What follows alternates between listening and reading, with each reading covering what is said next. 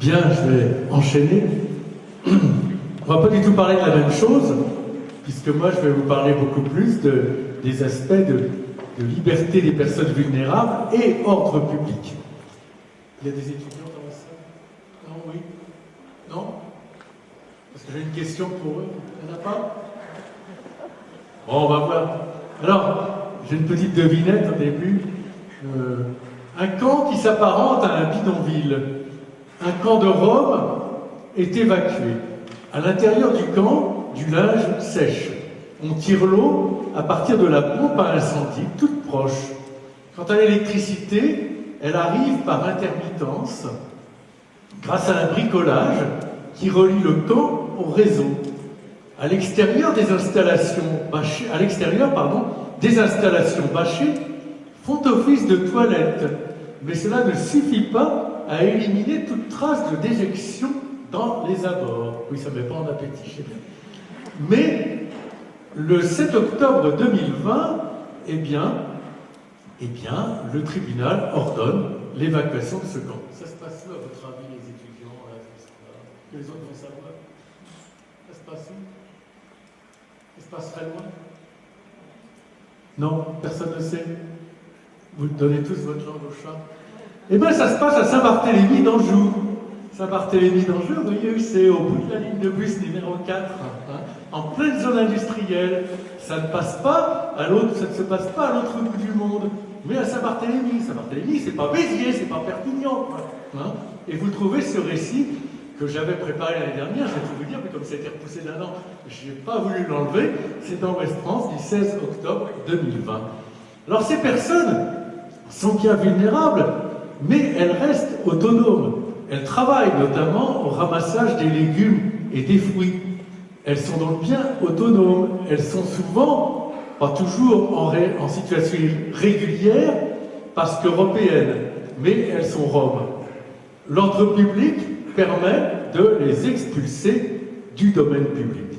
C'est ce que je voudrais illustrer dans ces propos, en commençant par dire ce que c'est qu'une personne vulnérable. Et pour cela, il ne faut pas que j'aille voir du côté du Code de la santé publique. Moi, mon observatoire, c'est mon code préféré, de toute façon c'est le premier sur les Gifrance, donc c'est plus facile à trouver, c'est le Code de l'action sociale et des familles. Et ce Code de l'action sociale et des familles, il distingue 4 catégories de personnes vulnérables. Une première catégorie qui ne va pas spécialement nous intéresser, ce sont les personnes âgées. Une deuxième catégorie, ce sont les personnes handicapées. Petite parenthèse, je dis bien handicapées et pas, selon la connerie ambiante, en situation de handicap, ce qui ne veut absolument rien dire. Les handicaps, c'est un état, pas une situation. Alors je vous conseille une petite lecture que j'ai commise pendant le confinement. C'est un petit livre que j'ai commis avec Édouard Couty, qui dément tous ces mythes et qui ne plaît pas forcément à Madame la secrétaire d'État chargée des personnes handicapées, mais je cherche vraiment pas à lui plaire. Alors, et puis troisième catégorie, les enfants. Or les enfants, la plupart, heureusement, ils sont tous vulnérables, mais la plupart sont protégés par leur famille. Mais on va voir tout à l'heure qu'il y a un certain nombre d'enfants et de jeunes majeurs qui ne sont pas protégés par leur famille. Et puis la quatrième catégorie, c'est ceux dont on a parlé ce matin, les exclus par l'extranéité, exclus par la marginalité, exclus par la grande pauvreté. Et c'est là qu'on va trouver la majorité des illustrations des règles très anciennes de la police administrative. La police administrative, c'est l'ensemble des limites apportées aux libertés au nom de l'ordre public. L'ensemble des limites apportées aux libertés au nom de l'ordre public. Autrement dit, la conciliation, la proportionnalité, l'adéquation entre les atteintes aux libertés et la menace à l'ordre public. L'interdiction, nous dit la jurisprudence depuis toujours, ne doit être ni trop générale, ni trop absolue. Elle doit être proportionnée dans son objet, dans le temps et dans l'espace. C'est les 3D de la police, l'objet, le temps, l'espace. Alors l'idée du présent exposé est de montrer comment, alors les micros sans support pour les braillistes, c'est pas très terrible, mais c'est pas grave. Non, laisse, je te le donnerai si j'arrive pas. C'est de montrer comment la police administrative vient limiter la liberté des personnes précaires, des personnes vulnérables, avec l'interdiction de certaines activités voire l'interdiction de demeurer dans la rue. Et je traiterai d'abord d'une question très précise, c'est-à-dire comment est-ce que l'ordre public va conduire à mettre des gens à la rue? C'est curieux au fond, l'ordre public qui va mettre des personnes dans la rue. Et puis, la deuxième partie, ça sera, une fois qu'ils sont dans la rue, que ces personnes sont dans la rue, comment on va encore limiter leur liberté. Alors avant de parler... Ah ouais, vous avez quelque chose? Voilà. Merci. Ça me libère la main gauche. Merci. J'aurais besoin de 3 mains, mais je n'ai pas été construit comme ça. Avant de parler de ces activités, notons que l'état d'urgence sanitaire a interdit de rester dans la rue. Et là, c'est paradoxal. Entre d'abord le 7 mars et le 11 mai 2020. Le 17 mars, pardon, et le 11 mai 2020. Il était interdit par plusieurs textes successifs, d'abord un décret, puis la loi du 23 mars, de sortir de chez soi, sauf pour certaines choses, consulter un médecin, aller à une convocation judiciaire, mais tout le monde n'est pas convoqué par le juge, aller aider des personnes vulnérables. J'ai quelques amis qu'on a abusés à mon endroit, mais bon, après tout, on est tous vulnérables. Promenade dans un rayon d'1 kilomètre, les courses, qu'on faisait en plusieurs fois. Et puis, eh bien après, on a eu le couvre-feu. Le couvre-feu imposé d'abord dans des métropoles, et puis après le deuxième confinement, entre octobre et décembre, où là, on était relimité à 1 kilomètre, et puis après le couvre-feu, avec le 3e confinement. Donc, paradoxalement, les gens qui vivent d'habitude dans la rue étaient en infraction. On pouvait verbaliser, et d'ailleurs on a très souvent, mais d'autres en parleraient sans doute mieux que moi, enfermer les personnes en situation de précarité. Donc, si vous voulez, c'est quand même un ensemble de problèmes. Alors, premier aspect, si vous voulez, de notre propos, le premier aspect, c'est de traiter l'ordre public et la mise à la rue. Certaines personnes sont mises à la rue par l'État, qui ne souhaite pas les prendre en charge, alors même qu'elles sont vulnérables. Donc, vous voyez, une politique de mise à la rue au nom de l'ordre public. Il s'agit essentiellement d'étrangers. Cela concerne, on va le voir, les demandeurs d'asile et surtout les déboutés du droit d'asile, qui sont en situation irrégulière. Mais parfois aussi, des enfants de l'aide sociale vont être mis à la rue. Il s'agit de certains mineurs non accompagnés, les MNA, et de certains jeunes majeurs, notamment lorsqu'ils sont d'origine étrangère. Alors, intéressons-nous rapidement d'abord aux demandeurs d'asile et aux déboutés du droit d'asile. Les demandeurs d'asile, leur situation a été mise en exergue par une ordonnance de référé du 30 avril 2020 concernant le ministre de l'Intérieur. En effet, à l'occasion du Covid, eh bien, les demandes d'asile n'étaient plus traitées depuis la fin mars. Et la Ligue des droits de l'homme demandait la réouverture de ce qu'on appelle les GUDA, c'est-à-dire les guichets uniques pour demandeurs d'asile des préfectures, permettant de traiter les flux. Et la plateforme était fermée, de sorte que ceux-ci ne pouvaient plus avoir de rendez-vous. C'était pire que Doctolib. Et le Conseil d'État va constater que le droit d'asile constitue bien une liberté fondamentale, que la préfecture doit mettre le demandeur d'asile en possession d'une autorisation provisoire de séjour, et finalement, tant que sa demande devant l'OFPRA, l'Office français de protection des réfugiés et apatrides, ou son recours devant la Cour nationale du droit d'asile, n'est pas examiné. Autrement dit, quelle que soit la procédure d'examen de sa demande, on doit l'examiner. Et à ce moment-là, il va être pris en charge normalement dans un CADA, Centre d'accueil des demandeurs d'asile. Et bien pendant le confinement, les demandeurs d'asile étaient dans une injonction paradoxale. Autrement dit, ils ne pouvaient pas rester dans la rue, mais ils ne pouvaient pas être à l'abri. Bon, vous me direz, il y en avait moins parce qu'il n'y avait pas beaucoup d'avions. Mais il y en avait quand même. Donc vous voyez que, alors même qu'une circulaire disait qu'il devait y avoir continuité, eh bien, ce n'était pas respecté, notamment à Paris. Demandeurs d'asile, mais surtout déboutés du droit d'asile. Demandeurs d'asile, mais surtout déboutés du droit d'asile. Les déboutés du droit d'asile, vous le savez, ils sont en situation irrégulière, et il y en a un certain nombre, parce que tout le monde n'est pas reconduit à la frontière. Très souvent, ils ont une OQTF, obligation de quitter le territoire français, mais vous savez que les OQTF sont assez peu exécutés. L'administration est tenue d'assurer un hébergement de certains. Qui sont ces certains? Eh bien, ce sont les plus vulnérables parmi les vulnérables. Premièrement, la famille la femme est enceinte. Pardon. Deuxièmement, la famille a des enfants de moins de 3 ans. Et alors, le bon samaritain, en l'occurrence, comme aurait dit le père Brzezinski, c'est le département. Le département parce que le département est tenu de protéger les femmes enceintes et les enfants de moins de 3 ans au nom de l'aide sociale à l'enfance. Le Conseil d'État l'a reconnu dans un arrêt de 2016, département de Seine-Saint-Denis. Et par contre, eh bien, à 3 ans, quand l'enfant a 3 ans, le département peut cesser de payer l'hébergement à l'hôtel ou en foyer. Et dans une autre espèce du même jour, l'État avait cessé la prise en charge d'un couple d'Albanais, demandeurs d'asile. Eh bien, on va vous dire, le Conseil d'État va dire, ben oui, mais dès lors que la Cour nationale a rejeté la demande, eh bien la prise en charge cesse. Pourtant, il y avait 3 enfants. On leur a bien payé quelques nuits d'urgence à l'hôtel, mais dès lors que les enfants, finalement, ont plus de 3 ans, c'est à l'État d'agir. Dans les autres cas, c'est le département. Et l'État, on va admettre qu'il va agir selon ses moyens. On va admettre qu'il va agir selon ses moyens. Autrement dit, il y a des familles à la rue. Il y a des familles d'étrangers à la rue dès lors que leur demande d'asile a été rejetée.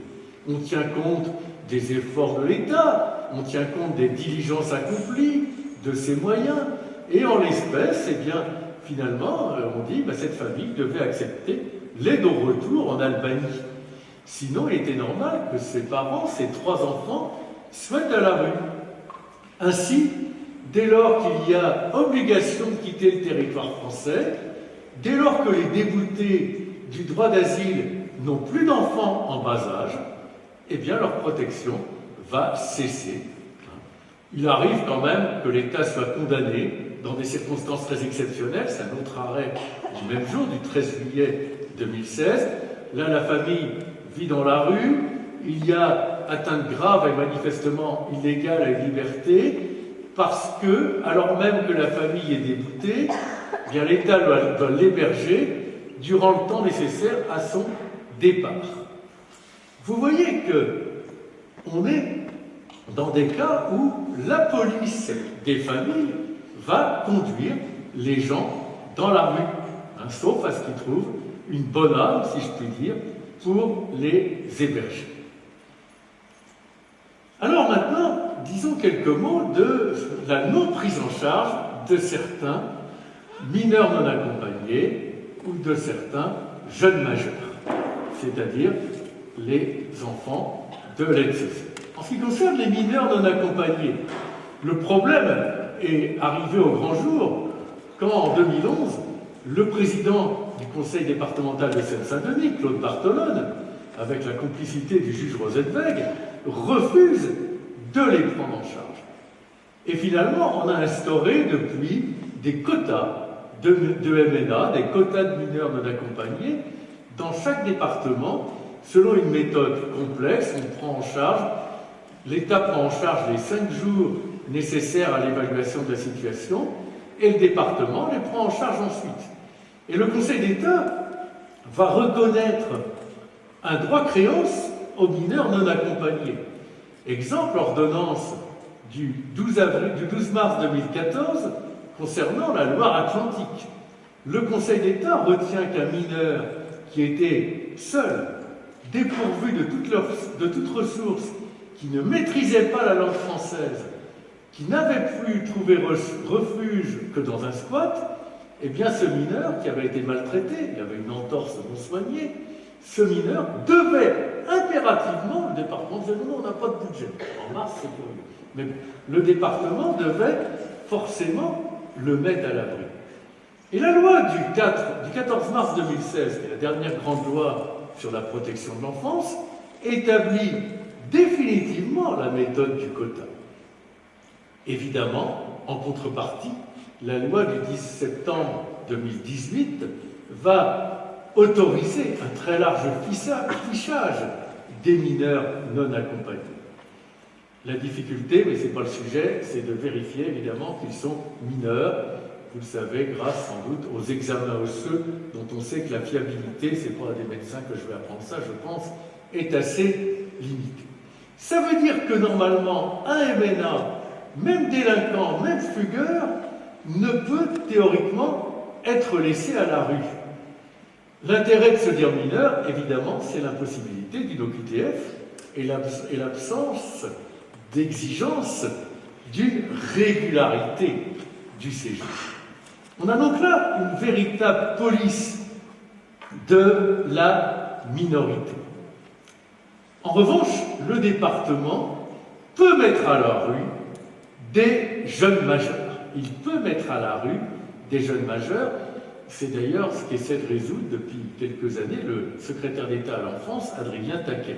Le département, en effet, dispose, sauf dans un cas, d'un pouvoir discrétionnaire concernant la prise en charge des 18-21 ans qui étaient ou non pris en charge avant. On sait que même si parmi les missions de l'aide sociale à l'enfance figure le soutien matériel, éducatif et psychologique aux majeurs de moins de 21 ans confrontés à des difficultés familiales, sociales et éducatives, eh bien, il n'est pas forcé de les prendre en charge. Il va sélectionner les jeunes majeurs, sauf un cas qui a été rajouté, c'est le cas du jeune majeur qui a été pris en charge antérieurement et qui va terminer l'année scolaire engagée. Peu importe, a admis le Conseil d'État, que la formation soit diplômante. On va être obligé de le prendre en charge pour payer pour la fin de son année. Mais très souvent, quand il a 18 ans, on lui fait un cadeau d'anniversaire en le mettant à la rue. Et donc, si vous voulez, le Conseil d'État admet assez largement la chose. Alors, vous avez une jurisprudence très contradictoire, une jurisprudence très contradictoire, mais par exemple, très souvent, le Conseil d'État, sauf quand le jeune a un problème de santé, va admettre la mise à la rue. D'accord ? Alors, c'est vrai que les cas sont quelquefois des cas limites, comme cet arrêt du 22 juillet 2020, département de Paris. Vous aviez un jeune qui poursuivait une scolarité, mais son année était finie. Il avait été accueilli dans 6 hôtels et il avait fichu la foire partout. D'ailleurs, bizarrement, il préparait un diplôme d'hôtellerie. Mais bon, il peut rien. Toujours est-il qu'au mois d'août, sans prévenir son référent, comme il pigeait bien l'hôtellerie, il était parti dans le sud de la France et même en Italie sans prévenir. Eh bien, le Conseil d'État, au retour, Madame la maire de Paris va arrêter sa prise en charge. Le Conseil d'État va lui donner raison en disant, bah oui, la rupture de cette prise en charge était logique parce que le majeur était au bord de la délinquance, eh bien, on va pouvoir le laisser dans la rue. Donc vous voyez qu'il y a un certain nombre de gens qu'on met dans la rue, ostensiblement, et ce sont des gens qui sont parmi les plus précaires. Alors la deuxième partie de cet exposé va consister à vous démontrer qu'une fois dans la rue, eh bien, on leur interdit parfois un certain nombre de libertés. Mais comme vous le savez, la liberté consiste à pouvoir faire tout ce qui ne nuit pas à autrui, un article de la Déclaration des droits de l'homme, bien oublié par certains manifestants du samedi, mais ça c'est une autre parenthèse. Alors, je vais parler d'abord des arrêtés anti-mendicité. On sait que le maire a un pouvoir de police dans 3 domaines. Je l'ai dit tout à l'heure, temps, objet, espace, mais 3 domaines. La tranquillité, la sécurité et la salubrité. Tranquillité, le bruit, sécurité, les accidents, salubrité, la santé. Et précisément, les personnes vulnérables vont troubler parfois la tranquillité lorsqu'elles mendient, la sécurité elles sont un peu agressives, un peu bourrées, pour parler un langage non médical. La salubrité, en raison de difficultés liées à l'hygiène de celui qui vit dans la rue. Au cours de l'été 95, il y a eu une folie. Alors depuis, on a eu le couvre-feu, on a eu le burkini. Et puis en 95, la mode, ça a été de l'interdire la mendicité. La mendicité en réunion, beaucoup de maires ont interdit la mendicité. Et ils ont proposé des arrêtés de police qui interdisaient la mendicité sur tout ou partie du territoire communal. Le maire de Pau, qui n'était pas à l'époque François Bayrou, interdit la mendicité et le maintien prolongé en position allongée de personnes ou d'animaux qui gênent le libre passage des piétons et perturbent l'ordre public. Donc vous voyez, allongé, les animaux aussi, et c'est vrai que ça gêne parfois le passage des piétons quand il y a quelqu'un d'allongé. C'est déjà extraordinaire, c'est une époque où les élus s'intéressaient encore au passage des piétons. Vous voyez que ça date du Moyen-Âge par rapport à aujourd'hui, où le piéton va, j'en sais quelque chose, jongler entre la voiture sur le trottoir, mais à la mairie on a dit que ce n'était pas grave, c'est assez gênant, et puis les trottinettes, les vélib, etc. C'est une époque bénie, le piéton qui intéresse les gens. Le problème est qu'à l'époque, eh bien, maintenant encore, on ne pouvait pas invoquer la liberté du commerce et de l'industrie. Mendier, c'est pas du commerce, on n'est pas déclaré, c'est pas imposable. Ni la liberté d'expression, sauf pour ceux qui jouaient de la musique. Mais on pouvait juste invoquer la liberté d'aller et venir ou même l'état de nécessité. Donc on avait une opposition entre deux types d'usagers de la voie, au fond, et des parcs publics, ceux qui estimaient qu'ils pouvaient y circuler librement et sans être entravés par des corps allongés, des animaux bruyants et des appels à la charité. Ceux qui pensaient que la voie publique, au contraire, pouvait être le théâtre de leurs activités.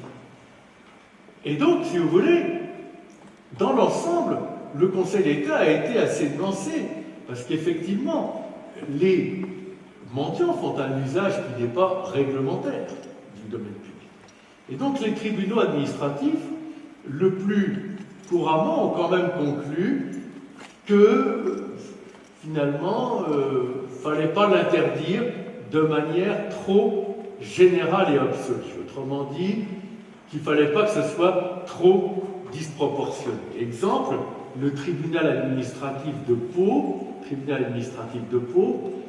en 95 justement, qui a interdit, qui a annulé une grande partie de l'arrêté.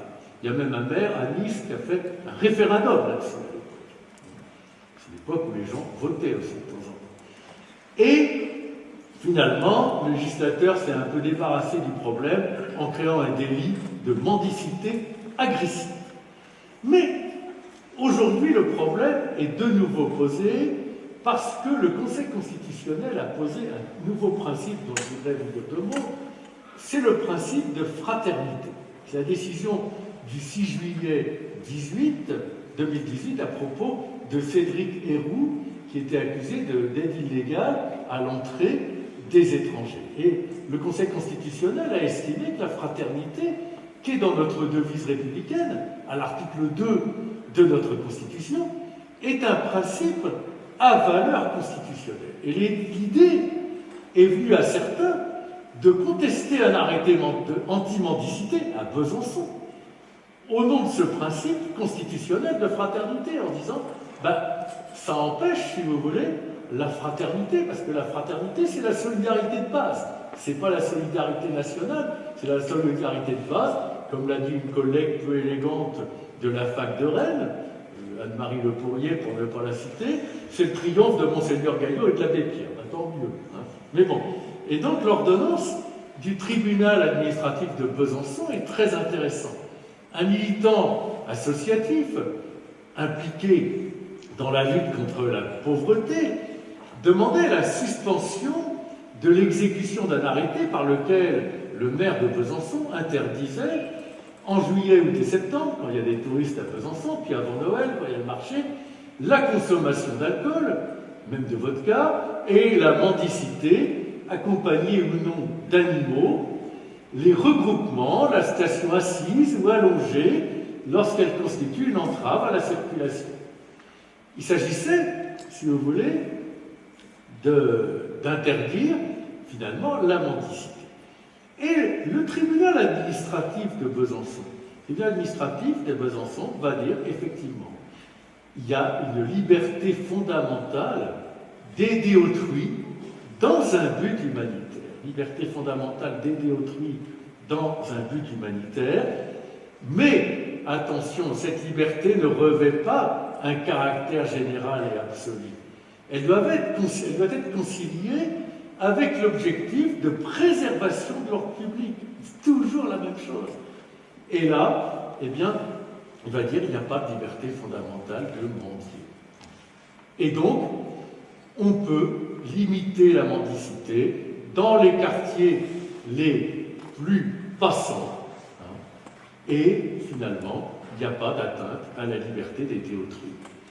Alors, ce qui est intéressant, c'est que le tribunal de Besançon nous dit que la liberté d'aider autrui ne prend pas spontanément corps, elle ne prend corps qu'à la vue de personnes dans le besoin. Autrement dit, si on ne s'aperçoit pas que la vie des pauvres, on ne risque pas de les aider, ce que je trouve quand même très très amusant. Bon, enfin, la liberté d'aider requiert d'avoir conscience de l'opportunité d'en faire usage, nous dit le tribunal de Besançon.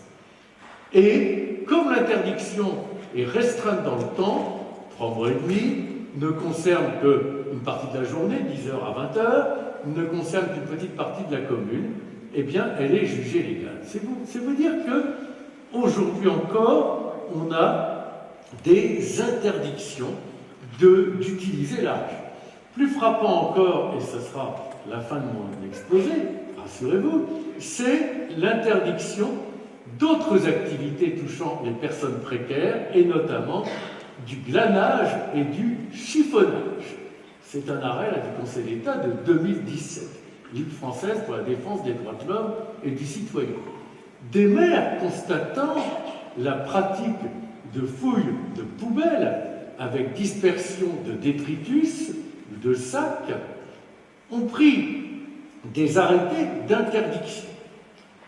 Et là, c'est intéressant parce que les maires peuvent s'appuyer sur une valeur aujourd'hui très importante, c'est l'environnement. Parce que c'est vrai que les sacs poubelles éventrés, c'est particulièrement crade, il faut quand même le reconnaître.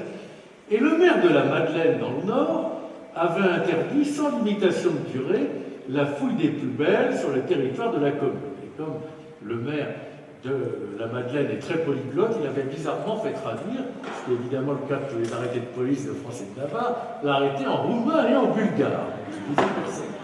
La fouille des poubelles, mais oui, je suis pour rien, met en cause la salubrité et l'hygiène publique et provoque une désorganisation du service de ramassage des ordures. Ce qui est tout à fait vrai. Eh bien, le Conseil d'État va dire que cet arrêté était bien justifié.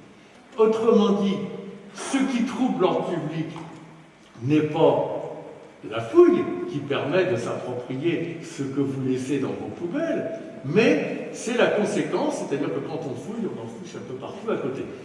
Et donc finalement, on va là admettre que de proscrire un usage dans la rue, à une époque où aujourd'hui on veut limiter le gaspillage. Pourquoi ? Parce que là, vous avez une atteinte à la salubrité, une atteinte à l'environnement, donc, nous dit le Conseil d'État, une atteinte à une situation légalement protégée. Alors, en conclusion, je pense que là, on peut méditer sur le droit des pauvres. On peut méditer sur le droit des pauvres, le droit des précaires. On nous le disait ce matin, on a raison de le dire, la charité, ce n'est jamais la solution. Sont à la rue des mendiants, sont à la rue des déboutés du droit d'asile, sont à la rue des jeunes majeurs étrangers, sont à la rue des Roms. Bref, tous les plus vulnérables. Il n'est pas étonnant dès lors que les villes abritent des squats. Et ça, c'est un véritable problème qu'il faut aborder derrière. C'est le problème du mal logement, le problème de l'habitat indigne. Il faut savoir qu'en région parisienne, On mesure les mètres cubes aujourd'hui, on ne mesure plus les mètres carrés, on mesure les mètres cubes des logements. Donc, combien il y a de mètres cubes dans votre logement? Je suis amusé à calculer le volume de mon logement. Bon, je suis très au-dessus de la norme parisienne. Hein, mais vous louez des logements de moins de 20 mètres cubes en région parisienne. Vous vendez des chambres de bonne à des prix astronomiques. Autrement dit, le gros problème de l'ordre public, c'est le logement. Alors on découvre aujourd'hui, tout à l'heure, la précarité étudiante que nous, en tant qu'enseignants, on avait découvert depuis longtemps, mais on découvre aujourd'hui que le logement, c'est véritablement le problème central. Dieu sait s'il y a des lois sur le logement, Dieu sait s'il y a un code de la construction et de l'habitation, des polices de l'habitation, des polices des immeubles menaçant ruine, et pourtant, on n'arrive pas aujourd'hui encore à ce que chacun ait un logement décent. Autrement dit, c'est là où il y a sans doute une faillite des politiques publiques. Je vous laisse méditer sur ce point.